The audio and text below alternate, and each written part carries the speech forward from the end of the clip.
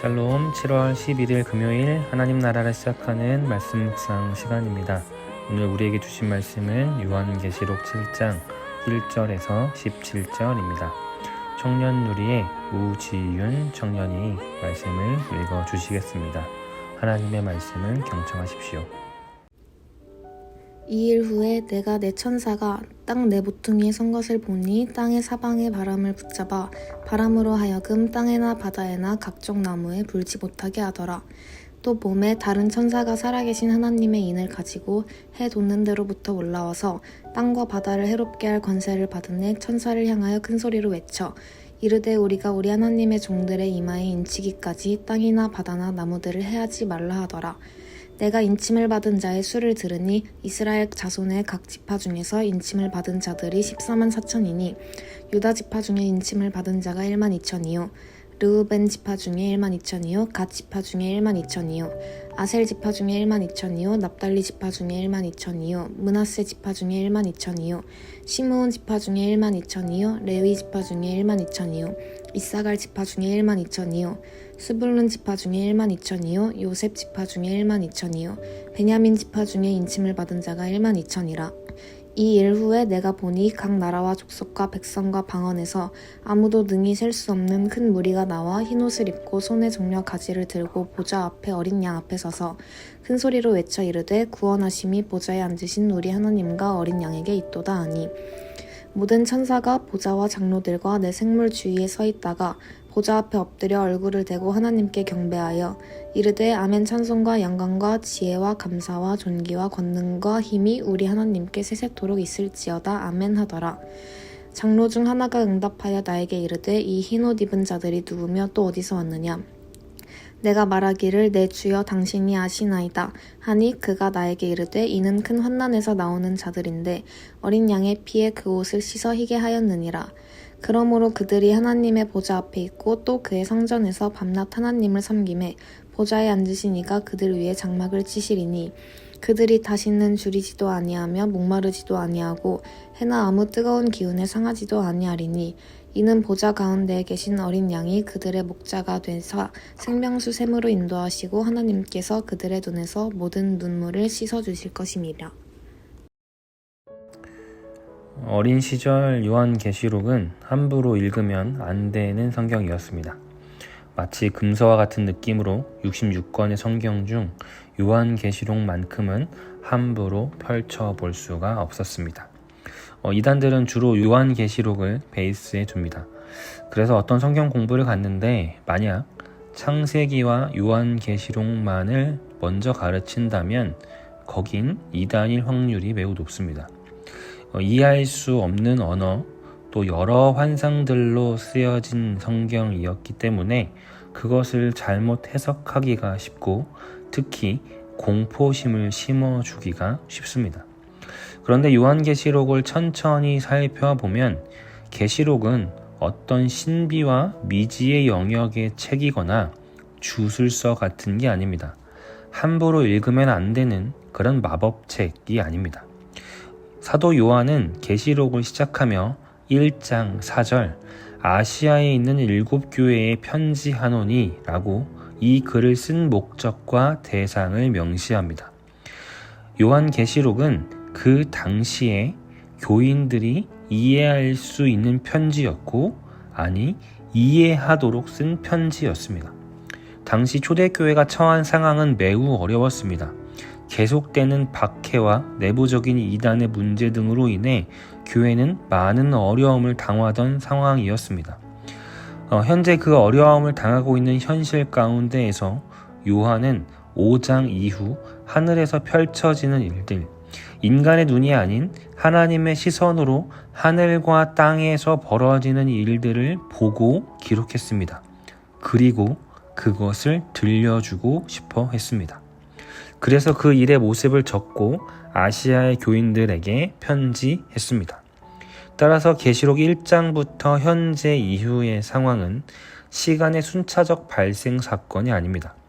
6장부터 발생한 하나님의 진노와 봉인을 떼시는 사건은 지상에서 벌어진 교회의 박해, 그 가운데 동시간대에 하늘에서 벌어지는 모습을 보고 기록한 것입니다.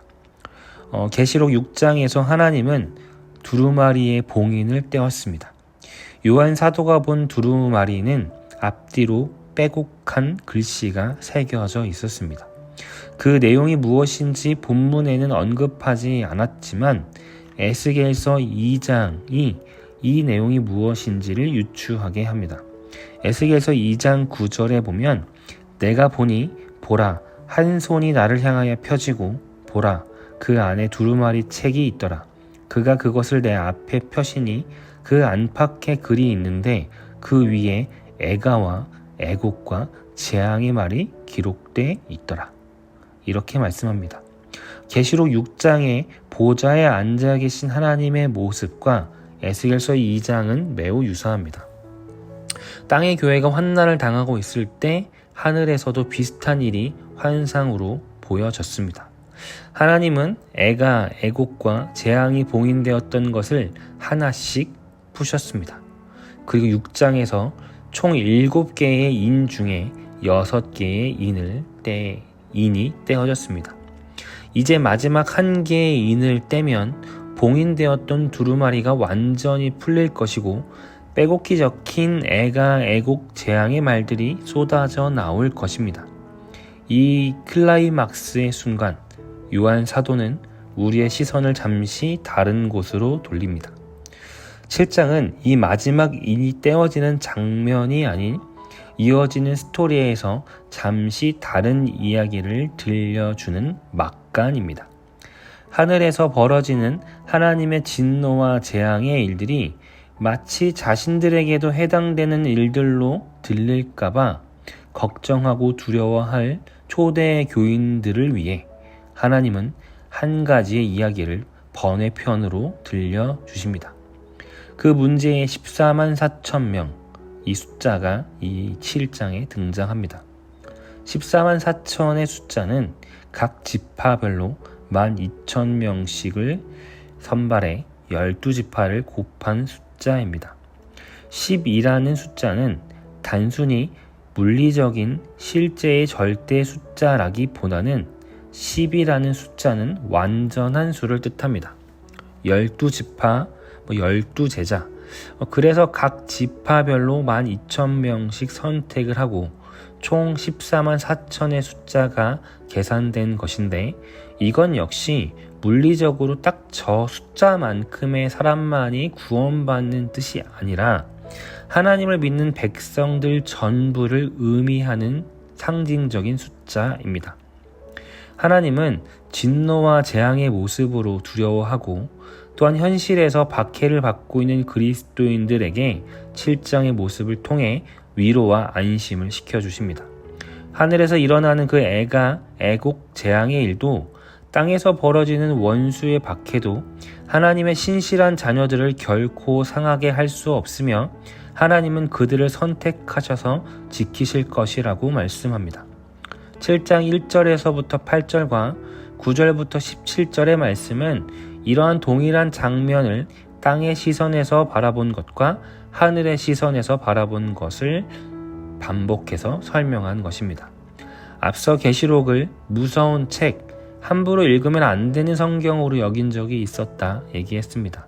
그런데 계시록은 그렇지 않습니다. 하나님의 심판과 재앙이 있을 것이 분명하지만 그것을 우리가 두려워할 이유가 없습니다. 이와 비슷하지만 우리가 정반대로 받아들이는 사건이 있습니다. 그건 출애굽 당시 10번째 재앙이 애굽에 내렸을 당시의 상황입니다.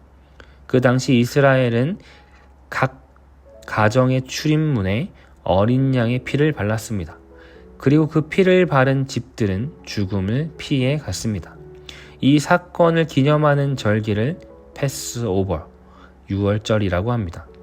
우린 이날 이 유월절 사건을 기억하고 바라보며 그날의 재앙을 두려워하나요? 아니면 하나님의 구원의 은혜를 기뻐하나요? 물론 구원의 은혜를 기뻐합니다. 계시록에 나온 7 재앙 역시 마찬가지로 바라봐야 합니다. 하나님께서 우리에게 들려주기 원하시는 것은 재앙의 무서움과 두려움이 아니라 그 두려운 재앙 속에서도 패스오버 시켜주신 인치심으로 우리를 지켜주시고 구원해주신 은혜, 그 은혜에 대한 기쁨이고 감사입니다. 그리고 그 은혜의 약속을 믿고 소망하며 현실의 삶을 버티고 이겨내기를 기대하십니다. 사랑하는 성도님들, 하나님은 현재 박해로 고난을 받고 있는 이들에게 말씀하십니다. 현재의 고난을 견뎌라. 그러나 그 고난은 너희를 상하게 하지 못할 것이며 장차 미래에 올 재앙과 심판은 너희를 향한 것이 아니다. 하나님의 심판은 주님의 자녀들에게는 재앙의 날이 아니라 기쁨과 은혜의 날입니다. 하나님의 약속에 소망을 두시며 기쁨의 믿음을 품고 오늘을 사시는 우리 모든 성도님들 되시기를 소망합니다. 기도하겠습니다. 거룩하신 하나님, 오늘 말씀을 보며 하나님에 대한 믿음을 더 굳건히 하고 소망을 품습니다. 현재의 고통과 어려움도 우리를 해치 못하며 하나님의 약속하신 구원의 일이 우리에게 주어져 있음을 믿음으로 받아들이며 기쁨의 소망을 품고 사는 우리 모두 되게 하여 주옵소서. 예수님의 이름으로 기도드립니다. 아멘. 오늘은 말씀을 읽어준 우지윤 청년의 사연과 신청해준 찬양을 성도님들과 함께 나누겠습니다. 안녕하세요. 우신교회 청년누리 21살 우지윤입니다. 어느덧 우신교회에 등록한 지 벌써 1년 반이라는 시간이 넘게 흘렀습니다. 사실 이 긴 시간 동안 하나씩 제안을 받은 적이 여럿 있었으나 바쁜 일상으로 인해 미루고 또 미루다가 이제서야 직접 사연을 남겨봅니다. 올 한 해 제게는 정말이지 바쁘고 쉽지 않은 시간들의 연속이었습니다. 학업에 치이고 여러 가지 일들의 마음이 분주해지면서 하나님과 교회로부터 정말 많이 멀어졌습니다. 저는 현재 tin주누리 교사로 다음 세대 봉사를 하고 있습니다. 그러나 이런 제가 tin주누리 아이들에게 모범을 보이기는커녕 아이들보다도 못한 제 자신이 부끄러웠던 순간도 너무 많았습니다. 그러다 보니 어느 순간 교회의 공동체 안에서도 마음을 숨기고 지내게 되었던 것 같습니다. 그러나 이런 저를 따뜻하게 바라봐주고 항상 반겨주고 좋아해주는 tin주누리 아이들에게 참 고마웠습니다. 부족한 셈인데도 불구하고 늘 밝은 얼굴로 다가와 함께 웃어주며 때로는 고민을 나누어 주었던 tin주누리 아이들 덕분에 되돌아보면 오히려 제가 더 많이 배우고 위로받았던 한 해였던 것 같습니다. 그리고 또한 청년부 리더 언니 오빠들 그리고 목사님께도 깊은 감사를 전하고 싶습니다. 아직 청년누리에선 거의 막내이지만 저를 친동생처럼 때로는 친구처럼 아껴주시고 항상 저를 응원해주시는 청년누리 리더들과 목사님 덕분에 제가 이 우신교회에 이렇게 자리 잡을 수 있게 된 것 같습니다.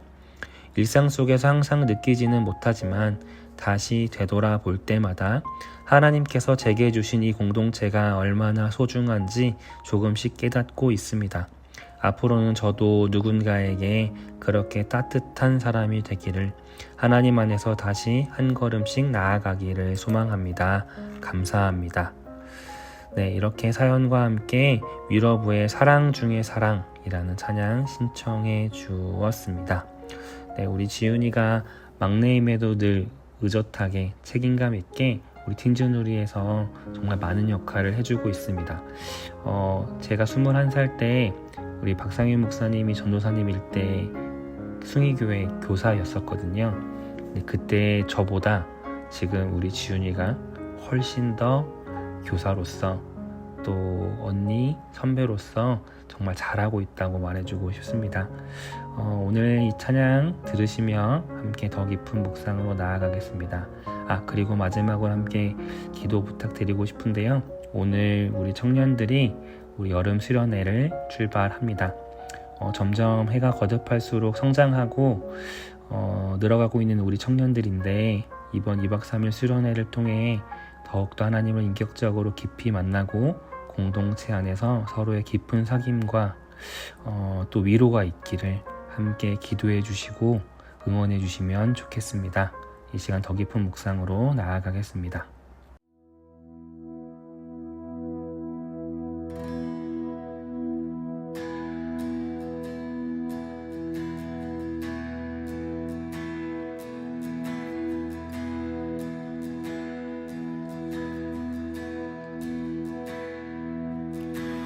지쳐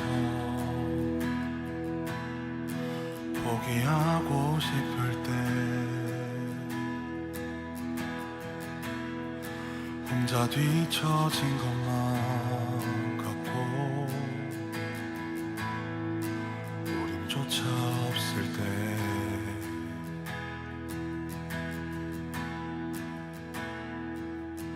세상에 소리가 들리네. 사랑받을 자격 없다고, 너는 할 수 없다고.